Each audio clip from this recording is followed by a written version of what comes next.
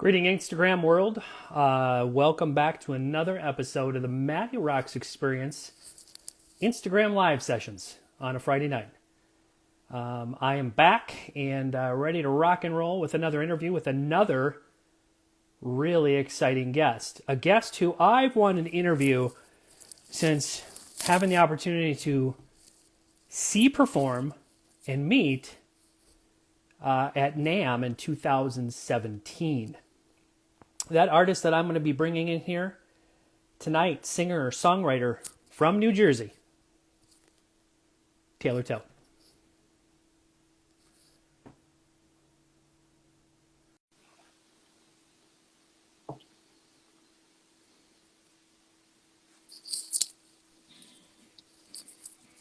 There she is, Hi. Taylor Tote. Wow, we're finally doing an interview.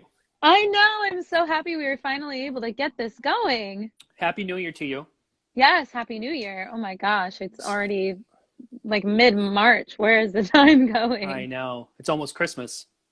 I know, it's crazy. An interview that's definitely long overdue since seeing you perform and meeting you at NAMM in 2017. So again, I'm so glad that we've kept in touch all this time and been able to put this together. Yes, definitely. Me too. Thank you for the support and having me join. Absolutely. Where in the United States are you currently coming from? Right now, I am in New Jersey. I am in Holmdel, New Jersey. I'm hanging out at my friend's studio. My friends are recording some songs, and get to come Very, and hang out and just enjoy some good music and some good company. So I'm coming from my friend's studio in Holmdel, Telegraph Hill Records. very nice. Very nice. Yeah. Well, hopefully everything is good with you. You're safe and you're healthy during these times. Yes, thank you. You too. Where are you right now currently? Minneapolis, Minnesota. Oh, okay. Love Yes, that. yes, yes. I know it's early in 2021 so far, but have you transitioned into 2021 good? Um, I want to say yes and no. I feel like the EP release has definitely helped me get into like a much better space about being in the current situation that we're in. But I think I'm just kind of starting to realize um, my life and what it is that I want and what I need to do. And of course, still stay safe and still stay COVID cautious, but I can't really use the pandemic as an excuse anymore for like why I'm not living the life I want to live. I just kind of have to learn how to adapt to this new lifestyle and still somehow get what I want out of my life, even though we're in this situation. It's been too long of being in this place of like, okay, well, we're in a pandemic, I can't really do this, I can't do that. And that's been really hard. So I'm just slowly trying to figure out what it is that I need to do to just keep moving forward and not stay still. I love that about what you just said because it was so honest. And Thank so you. you could tell it was truly honesty. And you know what? Yeah, we can't keep using the pandemic as an excuse anymore. We have to adapt Yeah. and change. It's just the nature of what's has happened with us. So what have you been up to musically during this whole last year to keep yourself fluent and in the music groove? So again, the EP was such a huge thing to be a part of and to just keep my creative mind flowing.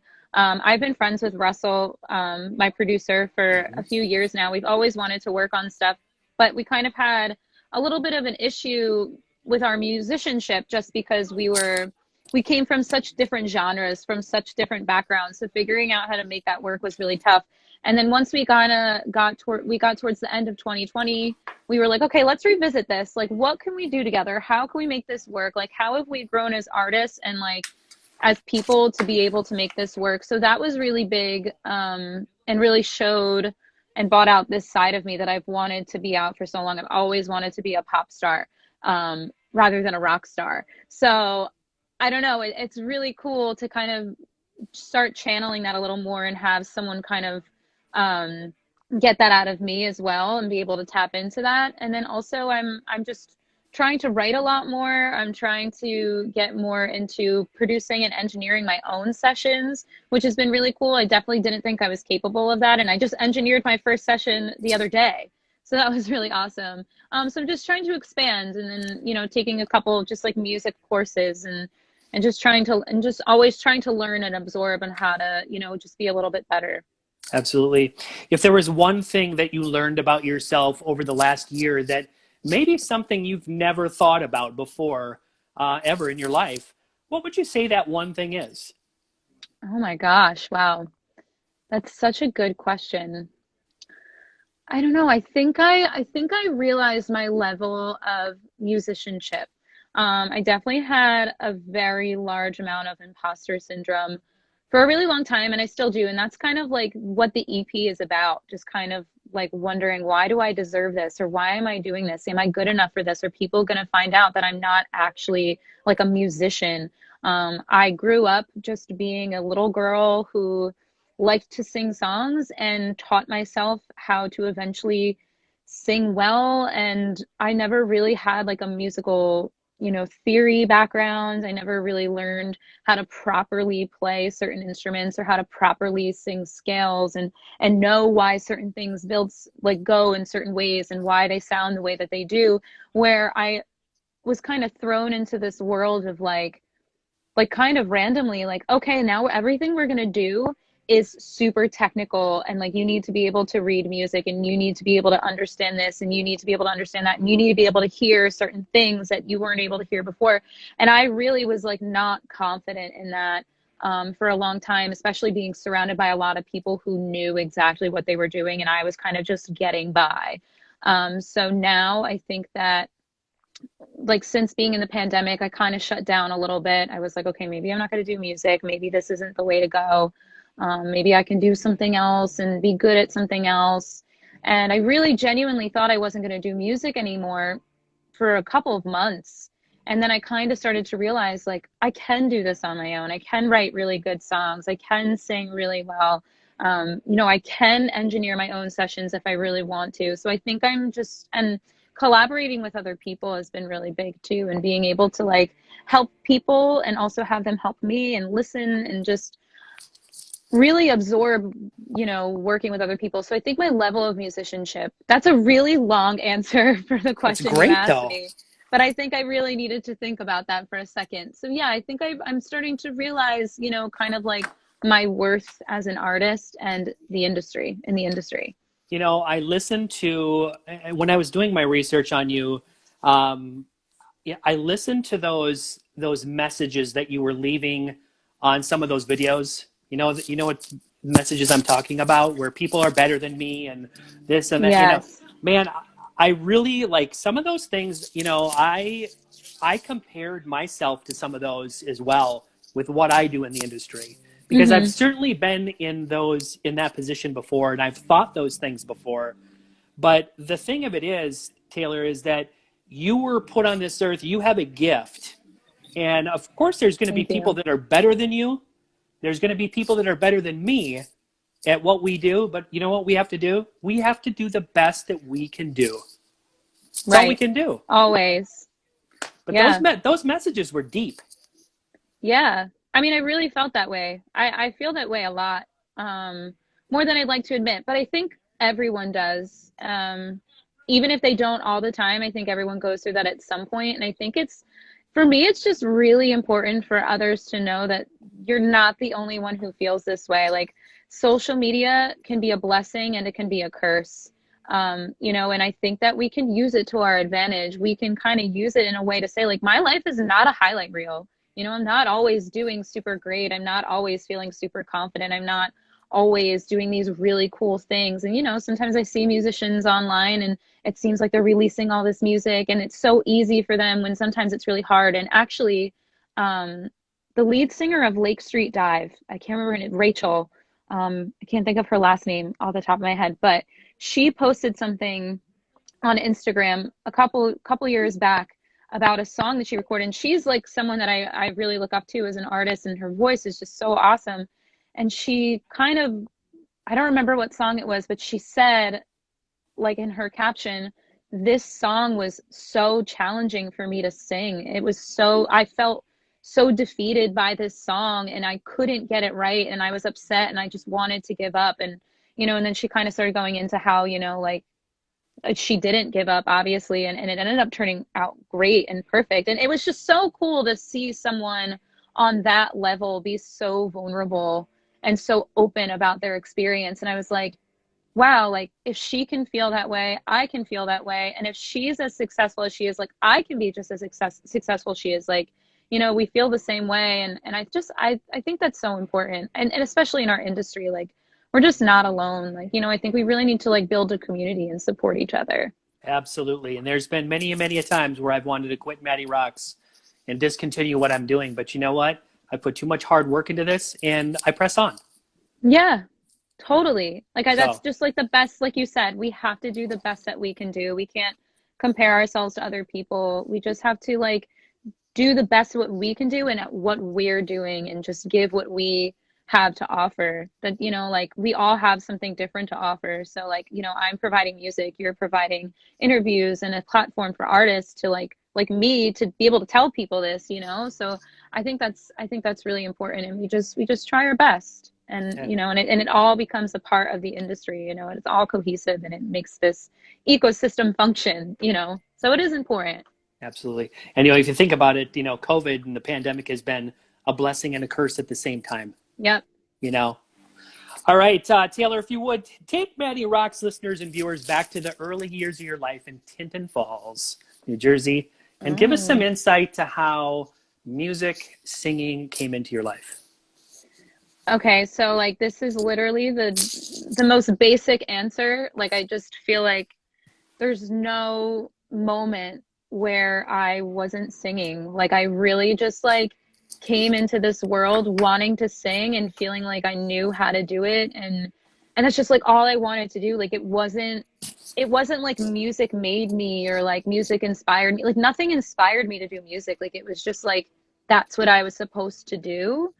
If that makes any sense. Like it just wasn't a question. I heard songs and I wanted to sing them. I was an only child for 5 years, and I think I was bored and I just wanted to put on shows for my parents and my family and dress up and dance to Britney Spears and to NSYNC. Like that's just all I did. It's all I wanted to do. I don't really remember wanting to really do anything else. I think maybe at my kindergarten graduation, I said I wanted to be a rock star and an astronaut, but yeah, I mean, that's just how it was. Like I really, really genuinely don't remember a time I didn't want to sing or be in the spotlight. Who were the musical influences early on in your life, and still maybe to this day, who have helped shape who Taylor Tote is as a singer? Okay, this is also a really tough question. So, like I said, I listened to Britney Spears all the time. I loved Christina Aguilera. I was a big just pop fan. Loved Usher, NSYNC, Backstreet Boys, just all those artists in the early 2000s and 90s. And I wanted to be a pop star for sure, forever. But then my dad was also really into classic rock, southern rock, so I had a little bit of that in me. Um, I remember hearing Landslide on a Now CD, like weirdly enough, it was on a Now CD. And I remember hearing Landslide. I was like, what song is this? And I remember being in the car and my dad was like, this is Stevie Nicks. And I just like always loved Stevie Nicks, always loved Fleetwood Mac. And I love when people compare me to her. And then I got a little bit older and Amy Winehouse started coming out, and really loved Amy Winehouse, especially when Adele started getting big. And there was something about not just their voices, but their honesty and Mm-hmm. their willingness to be so open. Like Amy Winehouse's lyrics are so deep, and just like her life in general, and just being able to like get into her world through her music is just, that's a blessing. Even though that woman lived such a hard life, I mean, at least we got to know what she was going through. And again, that helps other people get through what they're going through. And that's, that inspired me to, want to be able to offer that to other people. So I think I have this like combination of like wanting to be a pop star because I love to dance, I love to be on stage and run around stage, but I kind of love the organic rock sound, and I also, love the honesty, and I just want to be able to like provide all of it kind of in one. Right on. Early on in life, you were instrumental in forming a small band, and you performed for your parents and your family and school, you know, and you even fronted the band Aardvark Smile. Yes. So, how did these experiences help prepare you um, for being uh, a a singer? But more importantly, what lessons did you walk away from to help prepare you for this life in music? That's really interesting. Um, so I was performing in front of my parents. I would get up and like I was like 12 years old and my cousins would run up to the band and be like, "Can Taylor sing a song? She's a good singer." And a lot of people would actually let me sing at these restaurants and the bars and stuff like that, which was really cool. And then I was singing at my like parents' friends' parties, getting up on stage and just singing for everybody. And it was at one of those parties, somebody said, I think I was 16 at the time. It was either 16 or 17. And somebody at one of these parties said, you know, you should really go to an open mic. And I was like, oh, okay, like I've never really done that. Like I guess yeah, I should go to an open mic. That would be really cool. Um, and I went to this open mic and I met a couple people, and then the people who were Cook Smith and Rob Dye, I think, were running the open mic. And they just started inviting me out to more shows, more opportunities.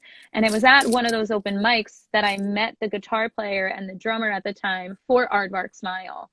And I think at that particular show, I definitely sang a Kelly Clarkson song. I definitely sang one of my own songs that I had written, and like one other one. I think it was like Mercy by Duffy. And they wanted me to join. We were in high school, they were juniors, I was a senior, and they were like, "We want you to join our rock band, like our rock cover band." And I was like, I don't know, maybe not. Like, I don't think that's my thing. And they were like, "No, just think about it. You're really good. We could collaborate." And my mom, who is my manager, and I would be nowhere without her at this point, but she at the time was like, "This could be really good for you. You know, you want to make friends who are musicians. You want to be able to start playing shows. You want to get that experience." And she's like, "You don't have to be in this band forever, but like, you know, just get the experience. You know, see where this takes you and all that stuff." So it actually ended up, I think I was in that band for 2 years. And that really did. I mean, it helped. We ended up getting a lot of gigs, a lot of opportunities. Hurricane Sandy happened right around that time, which really was devastating for New Jersey. And there was a lot of benefit concerts that we were getting hired for. And that provided a lot of opportunities. So now there's these other musicians, a lot of older musicians or well-seasoned musicians who are at these shows seeing us newbies. And they're like, "Wow, you're so good. We want to take you in." And then gave us more shows. So it just kind of like catapulted from there. And it was just, we were playing shows every weekend. We were doing a lot of covers, but then we kind of started transitioning into doing some originals, doing a lot of the originals that I had written, started writing songs together. And there came a point where I was about to go to college or deciding what I wanted to do for college.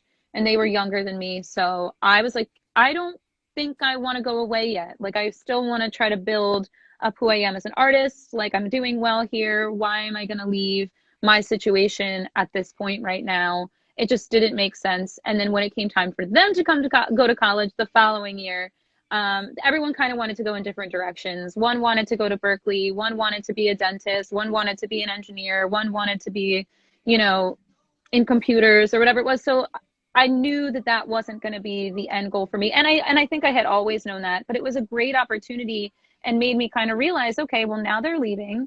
I can now start evolving into Taylor Tote. And what does Taylor Tote do? What does Taylor Tote sounds like? Like, are we going to do originals? Are we going to do covers? And then I started, you know, forming a band kind of based around what I thought was going to be me at that moment.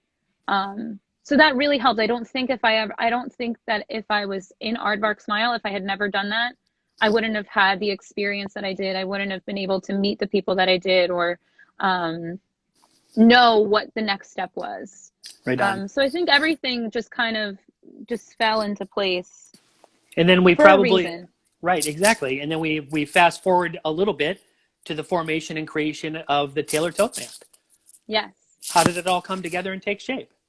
So the drummer of Aardvark Smile, Anthony Flora, he was not going away to college, and he is an amazing drummer, and we're still friends to this day. But he, I said, once these guys leave and once we're kind of done with this band, once this dissolves, I'm going to start my own project. And I really think it would be cool if you could be a part of it. And he was like, absolutely, I'm in.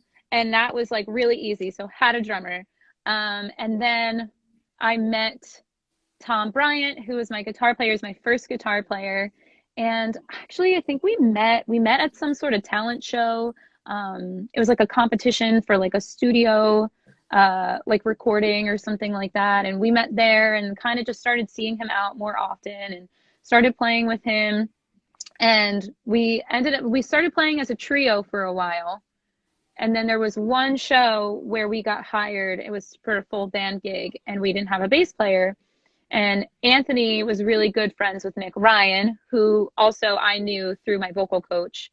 And he was like, why don't we have Nick? Like, Nick is an amazing guitarist. He's like, why don't we have Nick play bass just for this gig? And I was like, yeah, sure. Like, let's do it. And he was totally in. And there was a point where Tom was like, okay, I found a bass player if we want Nick to move over to guitar. So we then had two guitar players. And Tom knew Julian, and he came on as the bass player. So then it just kind of evolved from there. At one point, I ended up getting a keyboard player who I met in Nashville. So it's funny because I met him at NAMM in Nashville, Rob Murdoch. But he lived in Connecticut, and he went to Berklee College of Music in Boston, but we met in Nashville, and he was like, I want to play in your band. And we were like, we live in New Jersey, right? He was like, I don't care. I want to play in your band. So that was cool. So it just kind of like built itself. And then we had some members come and go, of course, all on good terms and all for good reasons.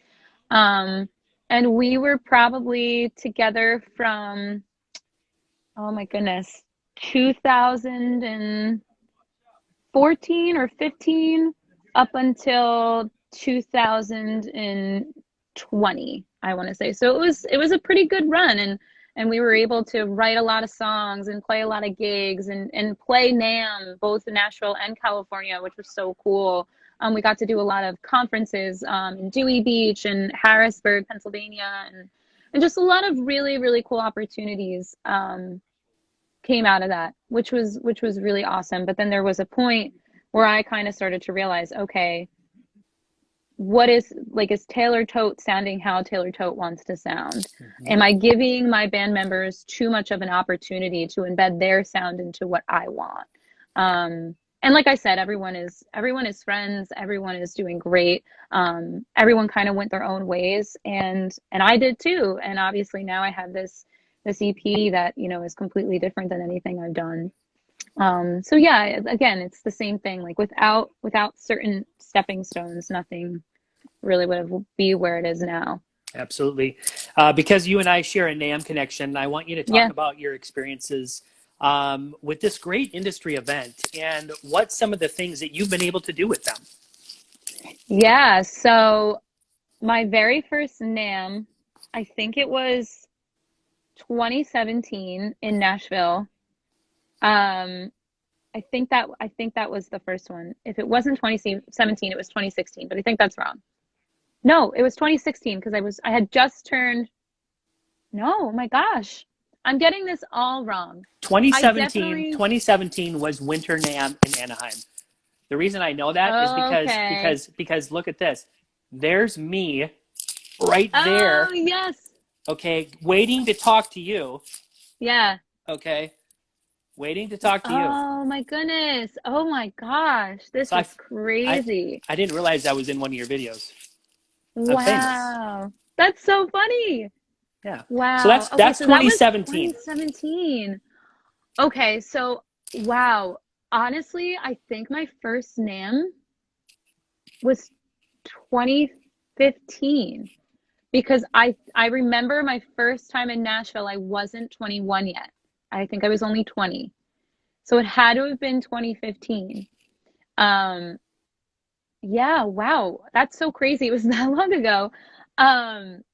If I hope I'm right on that. So it had to have been 2015 was my first NAMM.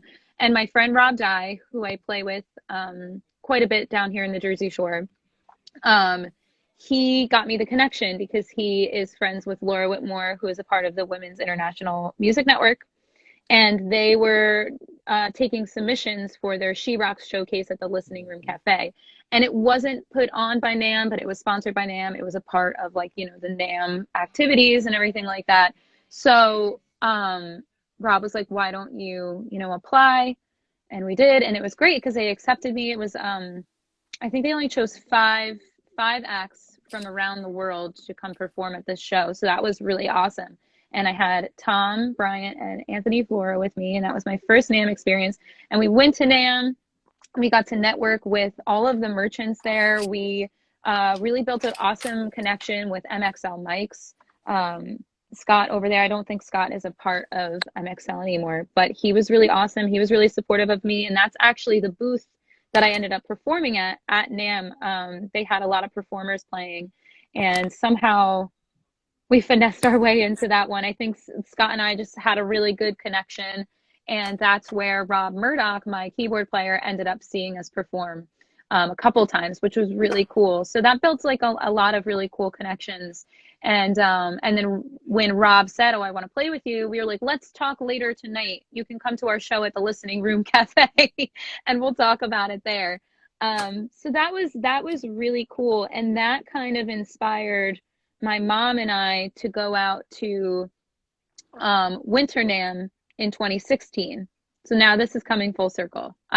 This is definitely right. So 2016, we decided we were going to go to Winter NAMM because when we were at Summer NAMM, we were kind of saying, you know, how do we get on this big Nissan stage? How do we get on the main stage? And you have to be sponsored by one of the merchants. You have to be like requested by one of the merchants and everything like that. And my mom and I had decided that, you know, kind of last minute, all right, let's go to Winter NAMM. Let's network some more. Let's meet a lot of people. Let's build a lot of relationships. Let's go to a lot of these shows. And the Winter NAMM was just, I mean, three times, yeah, like three times, like 30 times the size of what Summer NAMM was. So that was really cool. And then I performed at the John Lennon bus booth. I did perform at MXL again. I'm trying to think of, there was like one other booth I played at. Oh, that's just so bad. I can't remember. But yeah, that was really cool. So that was more of like networking for me. And then once we got there and we kind of started making more connections, we had the opportunity to play the Nissan stage at Summer NAMM the following year of 2016. So that was really cool. And then because we were able to play 2016 NAMM on the Nissan stage, we got the opportunity to play at the Hilton stage at Winter NAMM in 2017. So yes, that is all right. I can't believe it was that long ago already. That's so weird to think about. But that was such a cool experience. And I think 2017 was the year that actually a lot of my friends went. So my friend Jake Tavel ended up playing right after me across at the Marriott. My friend Joe, who I'm at his studio right now, he ended up going that year. My best friend Ashley McKinley went that year, and she's a singer-songwriter. So that was like that was a really fun time for us. And like I said, like I got to meet you. I got to make those connections and stuff like that. Like there's that stuff you can't replace that. Yeah, if it would have been at any other time, like me walking by, I would have never have seen you. And yeah. This would not be happening right now. But man, I'm telling you, I heard you guys from I don't know where I heard you from, but I walked into that Hilton and I was captivated by what I saw. And I stayed there and I just said, wow, this is a band. This is a singer. And I said, I did say, I said it to myself and I said it to you. I said, I hope one day we have this opportunity to interview. Yeah. And here we are. I know. Here we are. Oh my gosh. On. Like, is that 5? It's been 5 years. Yeah. Right? Yep. 4 years. That's crazy. That's so crazy. Yep. NAMM is just a mind-blowing event, but it is such a truly great industry event for everyone to come together and and just I just hit my 11th year. Wow. So this year virtually I counted that as my 11th year because I participated virtually. Sure, absolutely. Yeah. So I was proud when I hit my cool. 10 years. That was a big moment for me. Yeah. Wow. Um, That's so cool. Artists, over time, artists and bands, they evolve and they change, and you know, things have to change. I want you to talk about the evolution of where you started and where you are today, and how things have changed for you over that time frame. Yeah. So playing with my band was so fun. It was so cool. It was so rewarding. It felt like we were doing something big. Um, and there was a point, where we didn't have a lot of recorded music. And that was something that really frustrated me for a long time. And it was like finding the right producer, finding a producer who even wanted to work with my band was surprisingly very hard. Like people just wanted to work with me. They were like, we don't care about your band. And that to me was like, well, if you don't want to work with my band, then you're not working with me. Like, I have no interest in working with you. Like, why? And I think this was kind of naive of me because I was young.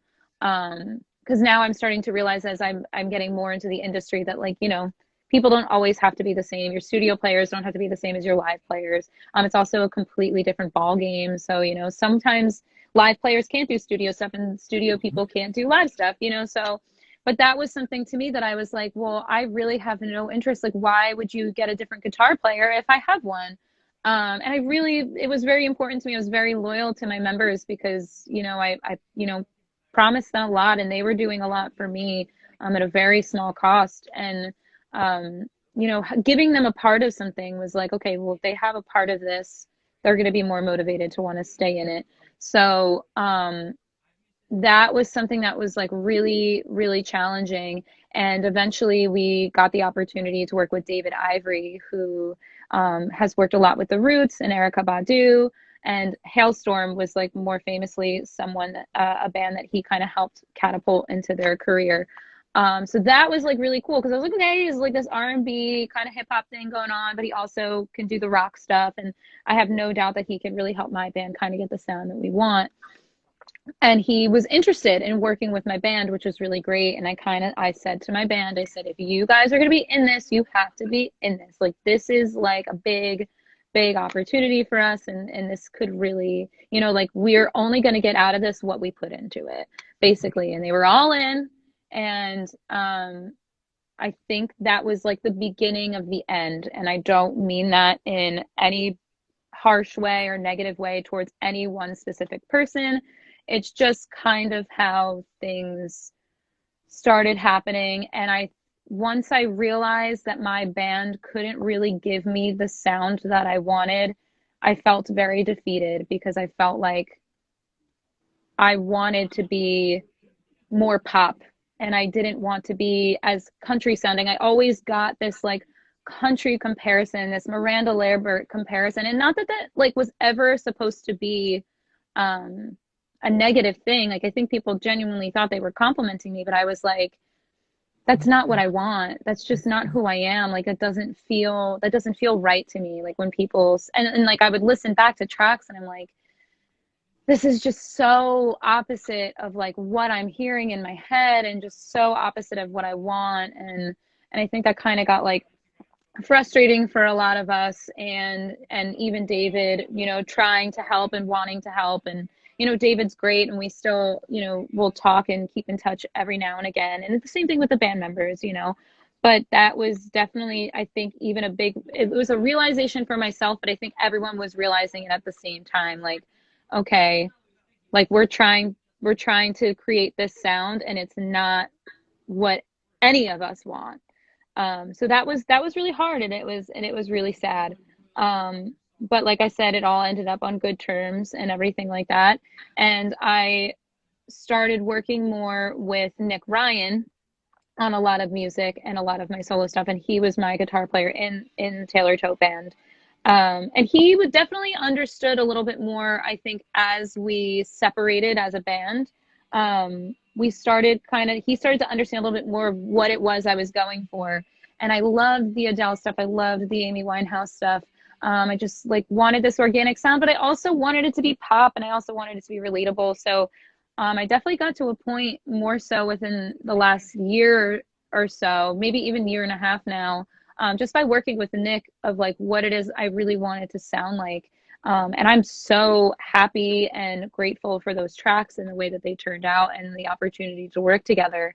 Um, but now I'm really looking to tap into this more modern pop stuff. And this is something that I've always wanted. So a lot of people are like, well, what's with the change? Are you nervous that people are going to think that this is different? Like, it's so different for you. This is not really who you are or whatever. And it's like, well, honestly, like, that's not true. Like, this is something that I've always wanted. And being friends with Russell now for several years, he's like, you've always wanted to sound like this. And I'm just doing it for you now. Like, this is not who you are. This is who you are. It's just that, like, you haven't been able to produce this yet and put this out. So I'm just excited to kind of let people in to my space this way and really see what it is of like who I am. But also who I am is not just one specific thing. I love all music. I love all different genres and all different vibes. I don't just sit down one day and say, okay, I'm gonna write like a country ballad in 3/4. It just happens that way sometimes. So yeah, I think I'm just realizing that I'm just like more of a diverse person.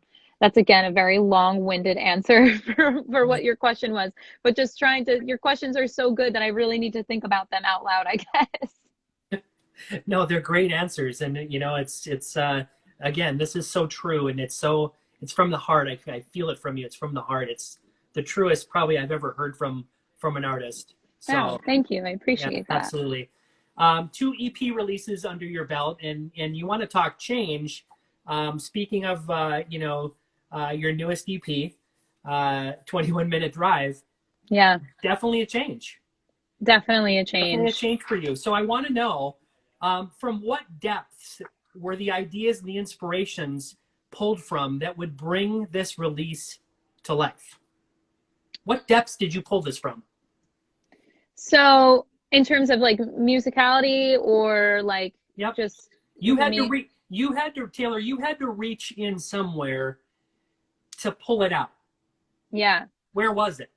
Like, how far was it? I mean, I'm, I was ready. Honestly, like it was not that far. Like I had started doing a couple of EDM tracks with like different DJs, even collabing with Russell on like his stuff, and he's a rapper. He does more hip hop music for himself as an artist.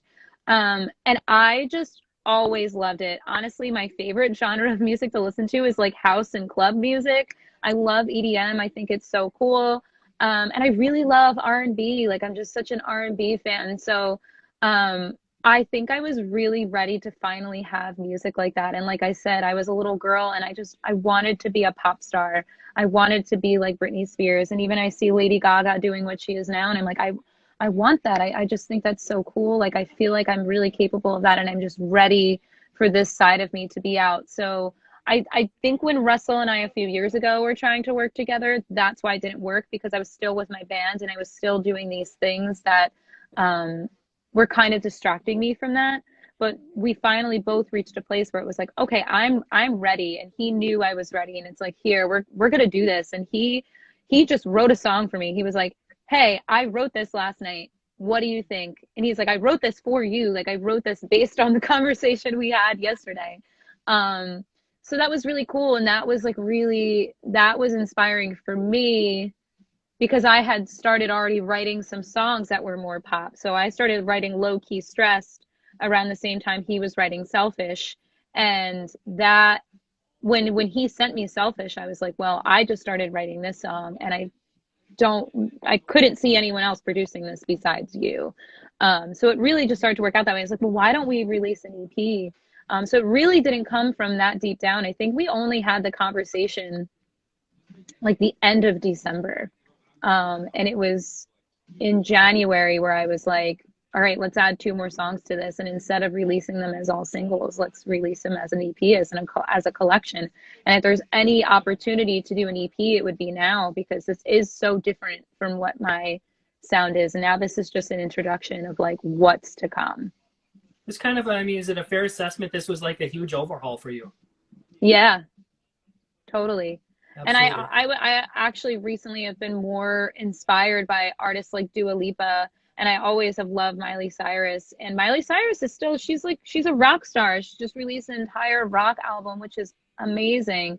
But it's still pop. There's still something about it that is modern, and it's polished, and it's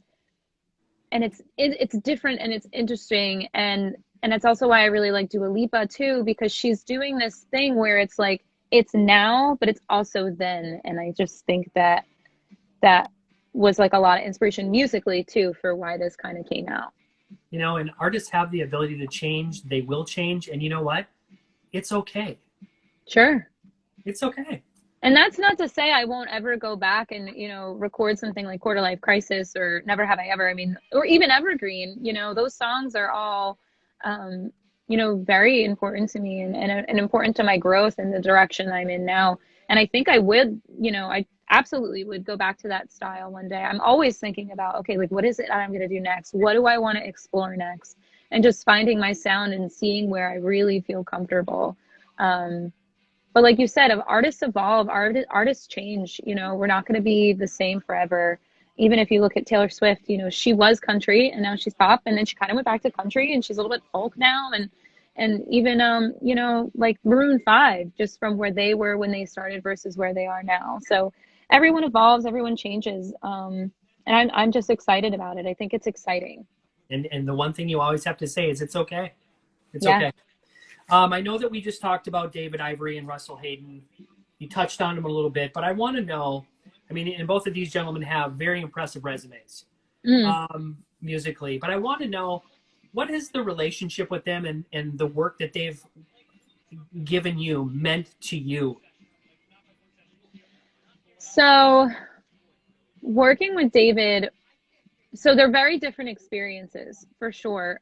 David's much older than Russell, not that that's a bad thing at all. But older than Russell, definitely has the experience under his belt to say that he's worked with like some really impressive people and artists and just the projects he's got to be a part of and everything like that. And just that knowledge, I mean, David and I definitely got really close, and there were times I would, show up to the studio and I'd be crying and I'm like, what am I doing? Like, is this going to work? And, and he really believed in me, and having him believe in me the way that he did while we were working together was very, very, I can't think of the word, but it really just like meant a lot to me. And it was something that I really could hold on to, and just trust that, he was going to always do the right thing for me and what was best for me. And that experience, I mean, we had sessions, like not even recording. We would go to David Ivory's studio every Monday for months, and we would just rehearse. We would just practice. We would write our songs. We would play our songs. And he's like, okay, no, you have to change this and you have to do this. And this is what you have. And he told each band member, like, nope, you have to play it this way. Why don't you play it this way? You have to create the dynamics. And I learned so much about music and writing music and what it should really sound like and how it should flow, kind of based off of that. And there were times where David was like, why are you screaming all the time? He's like, you don't have to scream all the time. Like, you can sing here, which is great, but like, don't stay there. Like, just because you can do it doesn't mean you always should. And that was like a really big thing. He's like, we want to show your voice. We want people to appreciate it, but like, you don't have to be here 24/7. Like, let's bring it down and let's do something that's really powerful and emotional and everything like that. You don't have to be belting throughout every song. And that's really now transferring into like what I'm doing with Russell. Russell was really big on that. Like, we would record and Russell would be like, don't even sing. He's like, literally don't sing.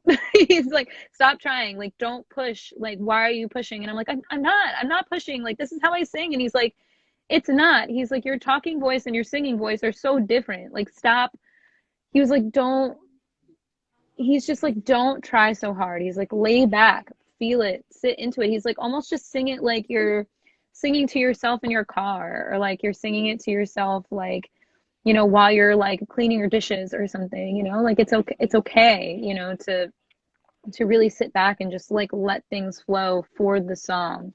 And so that was really cool. And actually Russell and I got together this week to start working on some new music. And he, I was singing it kind of up here And I was like, I think I need to re-sing that. I think I need to like not push as hard. And the next take I did, I really laid back into it. And he's like, like your switch between different like what's the word? I'm having trouble with words today. Just different approaches. Your switch between approaches now is so seamless. Like it's so much easier for you to now realize like when you're here and when you're here, when you're here, and all that stuff. It's like he was like it's very cool to see that, and it was cool to hear that too, to know that the growth is there. Definitely some great guys to have in your corner for sure. Definitely. Are there musicians that back you now? Or is there anyone that you would love to give some credit to musically, who plays, or is it just you and is it just those guys? And So I don't have a band right now, okay. and that's okay. I No, am it's okay. actually not. I'm not really looking for one right now. I think eventually, once we start doing shows again, I'm going to need to figure that out. Um, but right now, I don't. I'm really focused on recording my music, focusing on on how it is I want to sound, and then being able to find band members later once we're ready to do a show and just be like, here it is. This is how it sounds. Play it like that. Um, but yeah, no one right now. 21-minute drive was just me and Russell. Um, People. So yes, I will tell. absolutely. Taylor, I want you to touch on family support and what your family has meant to you, because I know that they do bits and pieces here and there with you, with your music. But I want you to talk about your mom and what your mom has meant to you through Yeah. this whole process. Yeah. My mom is just a blessing, honestly. Like I really, really would not be anywhere without her.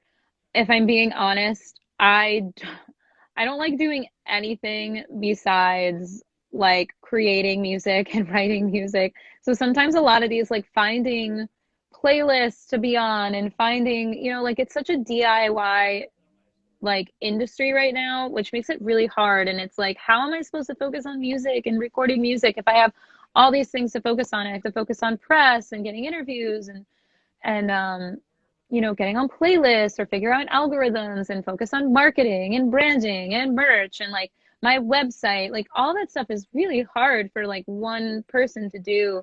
And I got really lucky that like my mom didn't even ask me. She just kind of did it. Like she was like, all right, like I'm your manager now. My parents sat me down when I was like a junior in high school and they were like, okay, so like what is it that you want to do for the rest of your life? Like where are you going to college? And I was like, oh, well, like I'm gonna be a singer. And they were like, what do you mean? And I like, really, like, where do you want to go to college? And I was like, I don't, like, I want to be a singer. And they were like, well, you have to go to college.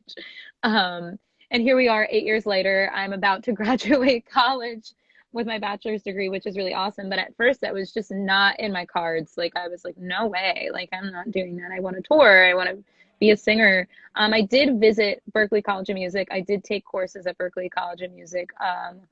For their summer program. I got certificates and stuff like that. But besides that, I was like, no way, I'm not doing that. So I ended up going to community college.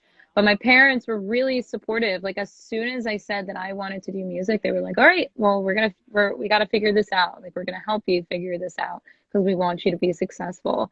So that was really, really cool. Um, my mom ended up booking a lot of my gigs, kind of monitoring like a lot of my email and stuff like that, and just really she's on top of it. Like there's a lot of things where I'm like, I don't know how I would do this without her. Like I really just don't. And there are times where I don't want to do something and she's like, Taylor, you have to do it. And it's annoying because it's my mom, but like I'm like, all right, she is right. Like I really do have to do this. Like I really have to get on top of it. Um, but I do joke. I'm like, okay, well, she's like 80% my manager and 20% my mom, you know? Some people get like nervous about the momager, like being like too much of a mom. I'm like, no, you don't really have to worry about that. Like I'll be in the shower and she'll start talking to me about emails. I'm like, can I have 20 minutes? You know? So yeah, that's been really, really great. And then my dad, of course, my dad is very supportive. My sisters are also really supportive, and they're always sharing my music. And they're not musicians, but it really is cool because they know a lot about pop music and what's popular today. They're very into just what's mainstream. So a lot of times I could show them a song and be like, okay, like what do you think of this? And they'll tell me the truth, which is really cool. And I definitely know that they really love the new EP more than like anything I've done in the past. I think they're a little less embarrassed to share my music. But yeah, it's really great to have the support that I do from my family. Absolutely. A lot of people don't have that. Um, so I'm very grateful for sure. Right on. Over the years, you've shared the stage with many amazing talent. Who to you has been one of the most influential artists that you've graced the stage with? Hmm, interesting. Interesting question. You know, I kind of forgot, honestly, about a lot of the things that we've done because it's been so long since we've performed at all. Um, but I did go on tour with Remember Jones, and that's the first person I can think of right now off the top of my head. Um, and I sang in that band, and that just in general, that experience was really, really awesome. And to be a part of that production in itself was just so cool and such an honor. Right on. Yeah. Um, Taylor, where do the ideas and inspirations come from that create all your beautiful music? Oh my goodness, they come from my life.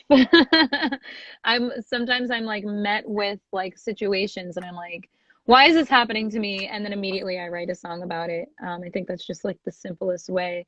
Um, but I really try to, like I said before, I really try to be as honest as I can in my music, and I think that's really important. It's scary. It's really scary to like share a song that's so personal, but the feedback I get back from it saying, you know, that people relate and they thank me for doing what I do. That's really special. What's on the horizon for you musically? So, oh my gosh, after this EP, so I do have releases coming up. I collaborated with another artist. So we have a song coming out in April, late April.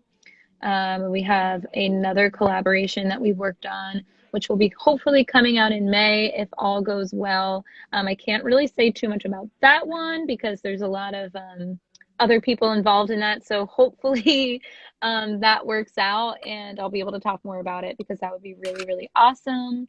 And just working on new music. I'm hopefully going to be writing and collaborating more with Remember Jones. I'm going to hopefully be doing more music with Telegraph Hill Records. So I think 2021 as a whole is going to be the year for music from me. I think we're going to be hearing a lot of different sides of me all throughout the year. It doesn't seem to really be slowing down just yet, and I think that's a really good sign because um, there's just always there's always something going on, which is good compared to last year when that wasn't really the case. But I'm Right, excited. right on. What to you would be the one ingredient that will help keep you writing and releasing more music for many more years to come? Collaborations, definitely building more of a community and meeting more people. That's definitely the main thing I'm focused on right now is working with as many people as possible, whether it be songwriters, musicians, singers. I'm starting to offer a lot more of my services as like a songwriter to other people or a vocalist for other people. Like I said, I just engineered my own session. Someone had a song they wanted me to demo and potentially use my vocals on it, and I engineered that myself, and that was really cool. That was like a service I was able to offer for someone. So, yeah, I think collaborations and just working with as many people as possible. Right That's the on. goal. Yeah. I want you to touch on the song Fighter. Okay. And I want you to talk about how that song plays a role in what you contribute to youth that are struggling with childhood cancer. Sorry, say that last part again. I want you to talk about your involvement with that song and or your involvement with Yeah. children who are struggling with childhood cancer. Yeah. So, um, my sister was friends with a girl named Hannah. She lived around the corner from me. And She passed away when she was 14 because she had, um, I'm gonna get this wrong. I'm so sorry. She had DPEG, and it's a form of brain cancer that is not curable. Um, and that was when that happened. Uh, that really shook my community a lot, and just kind of like this 14-year-old girl, she was a soccer player. She had so many friends. It was just it's just so devastating. It's just so heartbreaking. And I knew at that point that that was something I wanted to get involved in, but I wasn't sure how.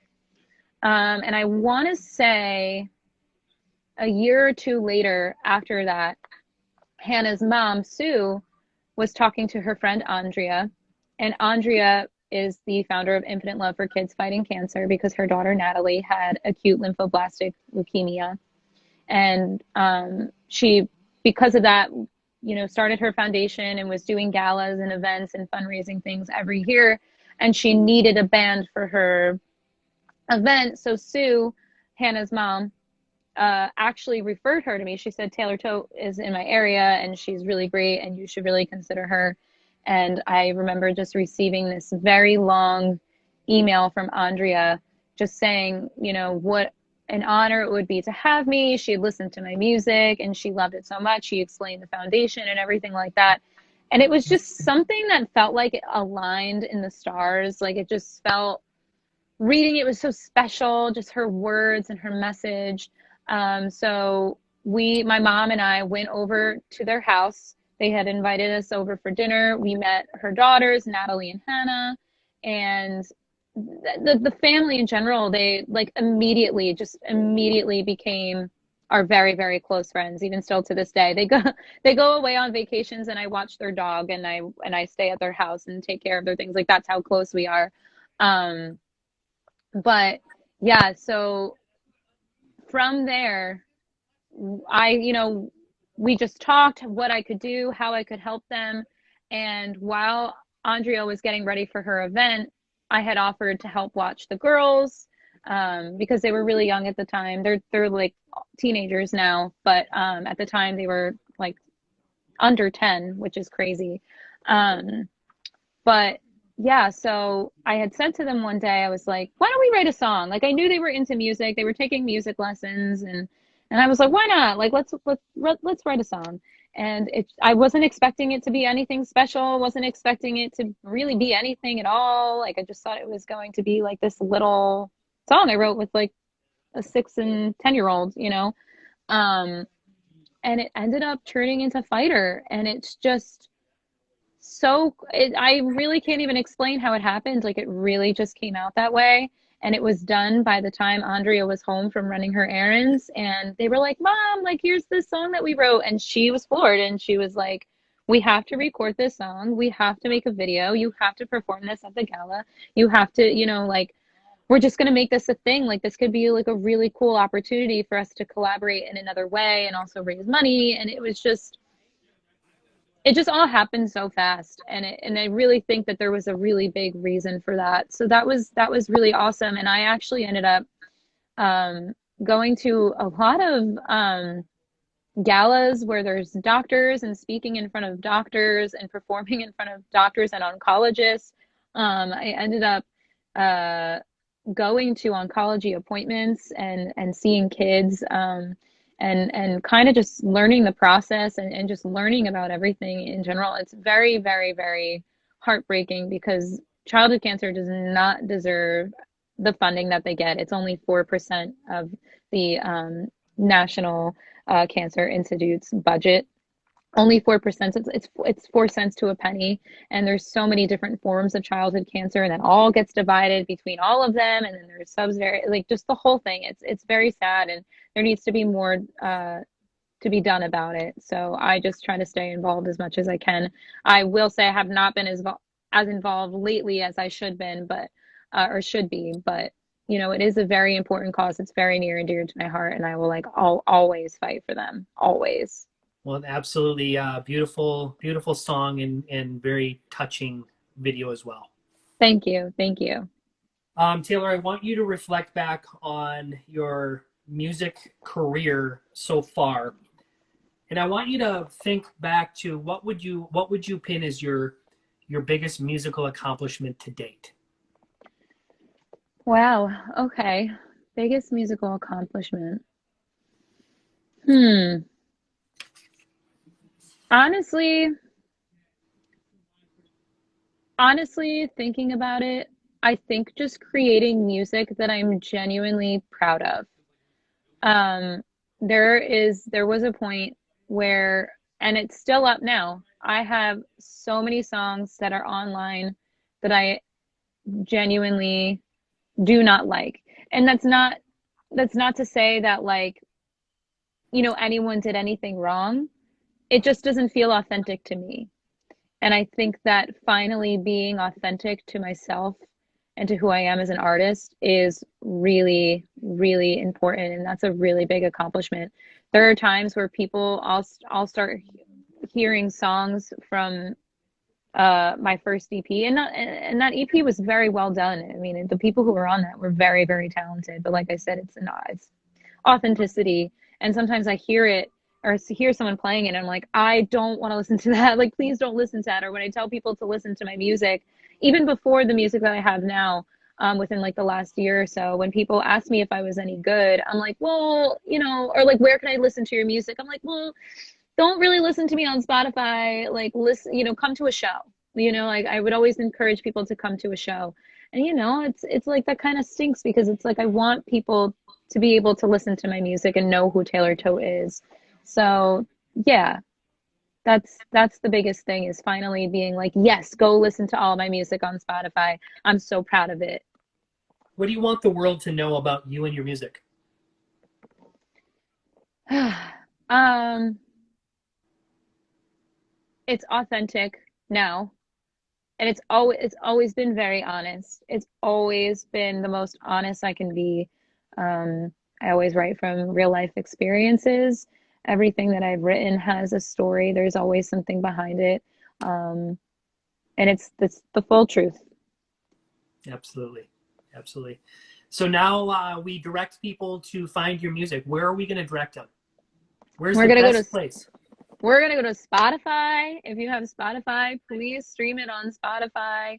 Go to Taylor Toe, Apple Music. It's really anywhere you stream music, so please do that. And then also we're doing Lucky Star Radio tonight, so make sure you listen to it on Lucky Star Radio. Yes, we are. Right after this interview, please. Right after this interview, we are going to hear Taylor's 4-song EP, okay, in its Yes, entirety. Lucky I'm so Star Radio. excited. So right now, people, go to Lucky Star Radio Facebook page and look at the 4 different links that you can join in and hear Taylor's new EP. Okay? Yes, please do that. Please do that. Taylor, is there anything I've left out that maybe you want to add? I don't know. See, I talk a lot. I could really talk forever. So I don't know. If you ask me anything, I'll answer, but I think we really covered a lot of We did. what we got going on. Right Yeah. on. All right, Taylor, I'm going to give you the same opportunity that I give every artist that I have the opportunity to sit one-on-one with. And that is a message to MattyRocks listeners and viewers who are going to watch this interview, hear this interview around the United States and around the world. What would you like to say to them? Oh my God. What do I want to say to all the MattyRocks listeners right now? And it could be your listeners too, your followers. It could be anyone, not just mine. What do I want to say? I guess just thank you. Like, thank you for allowing the space for small artists to thrive and to create music and giving us an opportunity to do what we do and do what we love. It's like thank you is just like not even close to what it actually should be. But like I really think it's important for people to know how much it means to artists like myself for support. Right on. And also you, because MattyRocks Radio needs to have, also the same amount of support, and that's just really important. So people really need to know that how much it means for sure. Right on. And as long as I'm around, Taylor, I've been a fan since hearing you at NAMM all those years back. I will continue to be a fan and support your music. So you always know that you have a support system here.